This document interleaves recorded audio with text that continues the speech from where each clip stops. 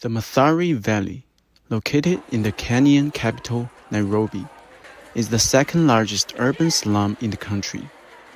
A Chinese volunteer has been pushing for better education for children in the area through programs of Dream Building Service Association, a non-governmental organization.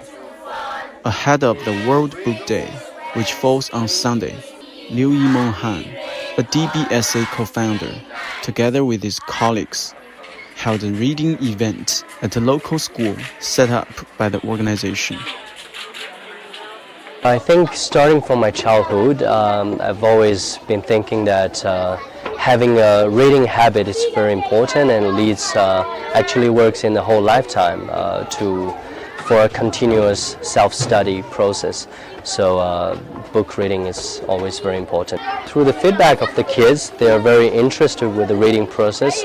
I learned about how we can collect water from the roofs, even to conserve water for irrigation.